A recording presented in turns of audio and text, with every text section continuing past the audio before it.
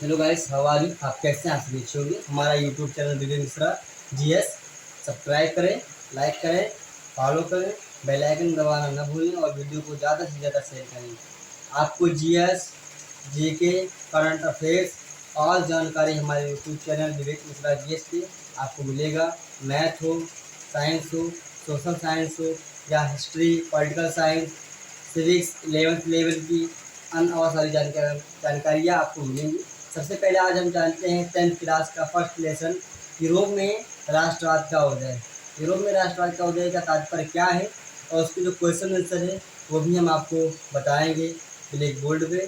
सबसे पहले हम आज जानते हैं कि यूरोप में राष्ट्रवाद का उदय का तात्पर्य क्या है। परिभाषा आप समझ लीजिए। यूरोप में राष्ट्रवाद का उदय आपने 9th में पढ़ा होगा। फ्रांसीसी क्रांति 1789 ईस्वी में हुई थी। इस क्रांति में कई कारण थे।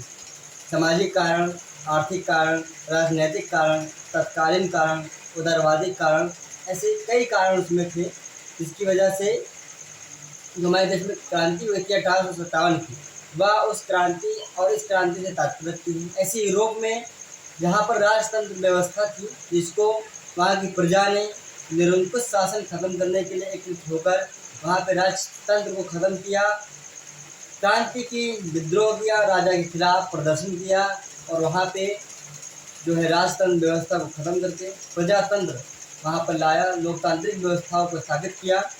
तो लोकतांत्रिक व्यवस्थाओं को स्थापित किया। यूरोप में रूसी क्रांति हुई जिसमें काफ़ी संघर्ष किया लोगों ने और वहाँ पे लोकतांत्रिक व्यवस्था को उन्होंने स्थापित किया। राजतंत्र में क्या होता है और लोकतंत्र में क्या है? राजतंत्र में था कि राजा जब कोई आदेश जारी कर देता था तो उसको सभी को मानना पड़ता था। उसके मंत्री, उसके सलाहकार वो जाके घोषणा करते थे ग्रामीण क्षेत्रों में, गाँव में, शहरों में, नगरों में कि आज राजा ने ये घोषणा की, उसको आपको मानना पड़ता था। लेकिन आज है प्रजातंत्र। प्रजातंत्र में क्या फ़ायदा है? प्रजातंत्र में ये है कि अगर राजा कोई अनुचित कार्य कर रहा है और वो जनता के हित में नहीं है तो प्रजा, जनता उसका विद्रोह करके, विरोध करके, प्रदर्शन करके उस बिल को वापस करा सकती है। जैसे आपको मालूम होना चाहिए पिछले वर्ष ही 3 कृषि कानून बिल पास किए गए थे और जनता, किसान काफ़ी आक्रोशित हुए और उस बिल को गवर्नमेंट को वापस देना पड़ा। इसलिए कहते हैं कि प्रजातंत्र में बहुत बड़ी शक्ति है, लोकतांत्रिक व्यवस्था में बहुत बड़ी शक्ति है। जो हमारा संविधान है वो हमको उसके अनुच्छेद हमको अधिकार दिए हुए हैं, हमारे मौलिक अधिकार हैं, 6 मौलिक अधिकार हमारे हैं। आर्टिकल्स है, 19A में हमको बोलने का अधिकार है, 19B में हमको घूमने का अधिकार है। हम अपने टॉपिक पर फिर आते हैं। यूरोप में राष्ट्रवाद का उदय क्या है, इसके कुछ क्वेश्चन आंसर हैं जो आपको हम बुक द्वारा शॉर्टकट में लिखवाएंगे। बुक से कोई परहेज नहीं है, आप बेफिक्र होकर जो बहुविकल्पीय क्वेश्चन है वो भी हम आपको कराएंगे। लेकिन सबसे पहले हम आपको छोटे छोटे क्वेश्चन आपको बुक द्वारा बता रहे हैं। आप इस वीडियो को सेव कीजिएगा, उसको लिख लीजिएगा। सबसे पहले पहला जो क्वेश्चन है उसको हम आपको हल करा रहे हैं। छोटे छोटे क्वेश्चन हैं जो आपको हल करने हैं। नेपोलियन संहिता से नेपोलियन संहिता से क्या आशय है? नेपोलियन संहिता से क्या आशय है? तो इसका उत्तर होगा कि नेपोलियन ने फ्रांस में लोकतंत्र को नष्ट कर दिया। नेपोलियन ने फ्रांस में लोकतंत्र व्यवस्था को नष्ट कर दिया। इसने प्रशासनिक क्षेत्र में क्रांतिकारी सिद्धांतों का समावेश कर दिया। जो वहाँ के क्रांतिकारी थे, जो लोकतंत्र के लड़ाई लड़ रहे थे, तो उनको उन्होंने उसमें समावेश में परिवर्तित कर दिया जिससे पूरी व्यवस्था कुशल बन सके। जैसे जो चाहता था नेपोलियन उसके हिसाब से वो कार्य हो सके, प्रजा के अनुसार ना होकर बल्कि उसके हिसाब से कार्य हो सके। फिर है नेपोलियन ने 1804 ईस्वी में नागरिक संहिता जिसे सामान्यतः नेपोलियन की संहिता के नाम से भी जाना जाता है, जन्म पर आधारित विशेष अधिकार समाप्त कर दिए थे। नेपोलियन ने जो विशेष अधिकार थे जन्म के ऊपर उसको उसने समाप्त कर दिया था। दूसरा क्वेश्चन है कि जर्मनी, इटली और स्विट्जरलैंड 18वीं शताब्दी के मध्य किसमें विभाजित हुआ? जो जर्मनी है, इटली है और स्विट्जरलैंड 18वीं शताब्दी में किसमें विभाजित हुआ? तो उसका शॉर्टकट आंसर है जो बहुत शॉर्टकट में उसको आपको लिखना है कि जर्मनी, इटली और स्विट्जरलैंड 18वीं शताब्दी के मध्य में राजशाहियों, डचियों और कैटोनों में विभाजित हो गए थे। जो वहाँ के डच समाज के लोग थे उसमें वो विभाजित हो गया था। तीसरा क्वेश्चन है, यूरोप में राष्ट्रवाद का उदय के क्या कारण है? जो यूरोप में राष्ट्रवाद का उदय हुआ उसके क्या कारण है? आपको वो शॉर्टकट में मैं बता रहा हूँ बुक द्वारा, किसी कोई परहेज नहीं है। आप इस पर थोड़ा भी मत घबराइएगा कि सर ऐसा क्यों बता रहे हैं आप। तो बुक से कोई परहेज नहीं, आपको बहुविकल्पीय क्वेश्चन भी इसका हम करा देंगे जल्द ही नेक्स्ट वीडियो में। पहले लेसन का जो बहुविकल्पीय क्वेश्चन है, जो भी क्वेश्चन होगा आपको करा दिया जाएगा। और यूपी बोर्ड में आपको घबराना नहीं है, अच्छे से लिखना है।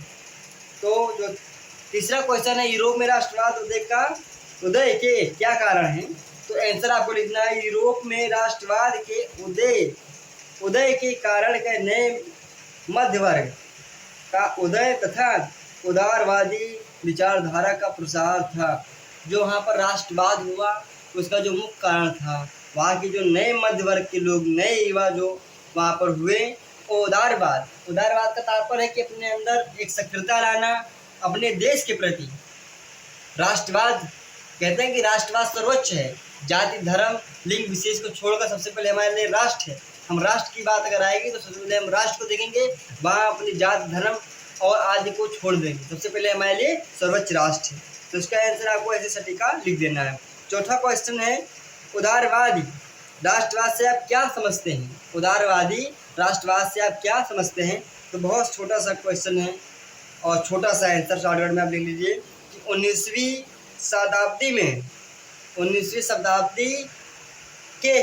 शताब्दी के आरंभ में राष्ट्रीय एकता के विचार उदारवादी विचार से अधिक जुड़े थे।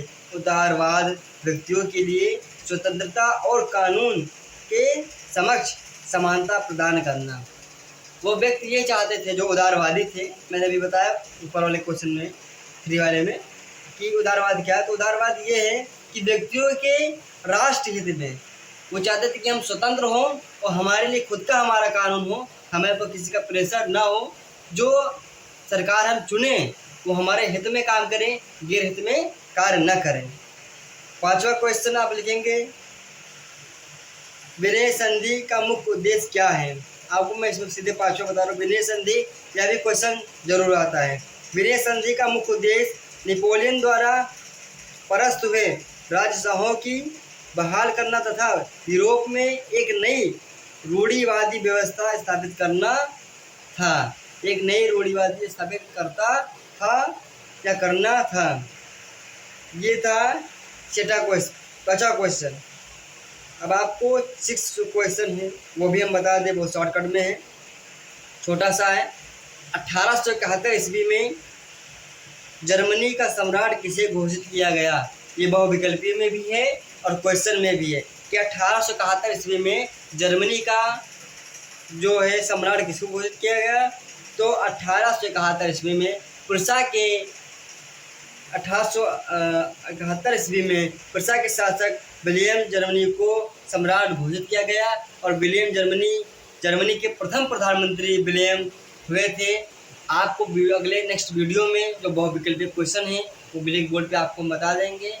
और जानकारी के लिए हमारा YouTube channel Vivek Mishra GS subscribe करें, फॉलो करें। हमारा इंस्टाग्राम है विवेक मिश्रा 3629, उसको आप फॉलो करें। फिजिक्स, केमिस्ट्री, बायोलॉजी के कुछ क्वेश्चन आंसर हैं, मैथ के कुछ इम्पोर्टेंट फार्मूले हैं, उसको आप लिखिए। और GS और करंट अफेयर जो वर्तमान घटना चक्र है उसकी पूरी जानकारी आपको मिलेगी। और जो नया कैबिनेट बना है उसकी भी जानकारी अगले वीडियो में आपको देंगे हम। और सोशल साइंस के और साइंस का भी क्वेश्चन आंसर आपको हल कराएंगे, हिंदी का भी क्वेश्चन आंसर आपको हल कराएंगे। सोशल साइंस के जितने भी चैप्टर हैं, लोकतंत्र क्या, लोकतंत्र क्यों, पलमपुर गांव की कहानी और जितने क्वेश्चन आंसर हैं सोशल साइंस के सारे आपको हल कराए जाएंगे। मैथ के भी क्वेश्चन आपको शॉर्टकट में हल कराया जाएगा। नेक्स्ट वीडियो में आपको हम अगले लेसन के बारे में बताएंगे। यूरोप में राष्ट्रवाद उदय का जो बहुविकल्पीय क्वेश्चन है उसको करा के दूसरा लेसन जो है भारत में राष्ट्रवाद का उदय, उसके बारे में हम नेक्स्ट वीडियो में लाएंगे आपको। जय हिंद, जय भारत।